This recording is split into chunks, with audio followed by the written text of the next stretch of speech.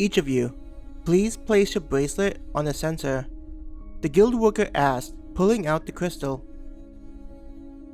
Claire, being so close to the table, raised her hand and was the first to have her bracelet scanned. Assorted colors were seen as it pulled the information from the bracelet. When it flashed green, she returned her hand to her side and moved out of the way so that everyone else could follow suit.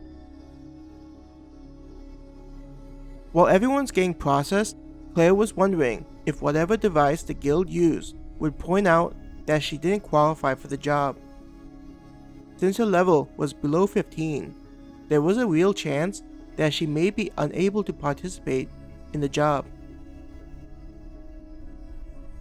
Frida was the last to move to the table and get her bracelet scanned.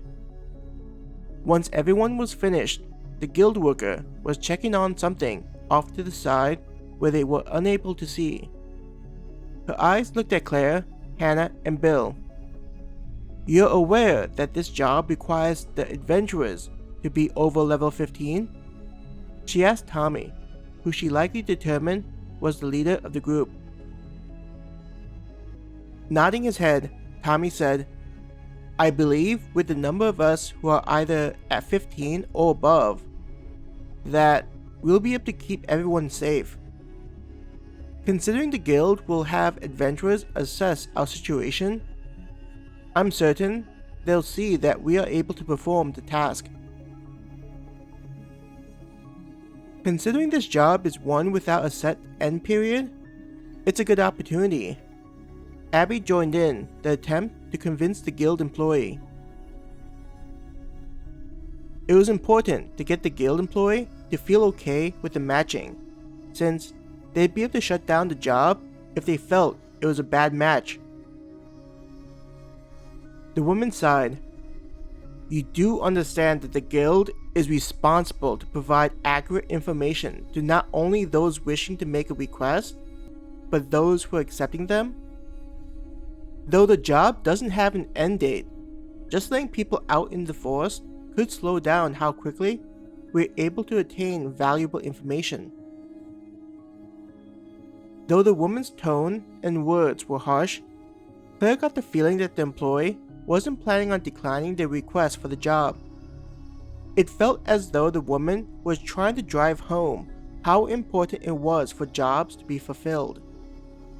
If Claire and her group were to take the job lightly, it could negatively affect others associated with the guild.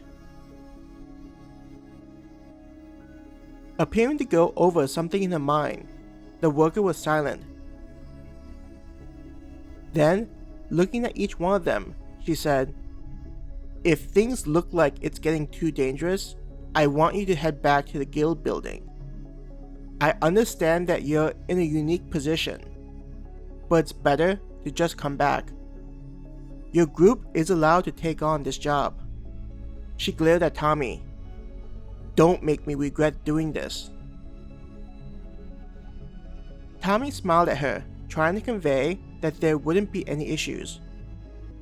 "We'll make sure to properly fulfill our duties and also inform the team in charge of delivering our status report." With the mention of the adventurer team, the woman narrowed her eyes. "I'll be making sure to let them know that they should pay extra attention to the status of your group. If they even suspect that you're out of your element, then they're expected to pull you out. Don't think we won't send out teams to drag you back." She pointed a finger at Tommy as though she planned on drilling it into his chest. Hearing the worker's words, Tommy laughed nervously. "Well, we need to be on our way to gather supplies for the job," Abby said, smiling at the woman. She began using her hands to indicate for them to move away from the table. Taking her sister's cue, Claire headed out to the entrance. When they were far enough away, Candace commented, "I wonder what she's going to think when one of us walks through the portal when we should be miles away deep in the forest." Groaning, Tommy ran a hand through his hair. Don't even make me think about that. We'll cross that bridge once we get there. Let's first just concentrate on getting supplies before we go back to our rooms to gather the rest of our gear we'll be using for this job.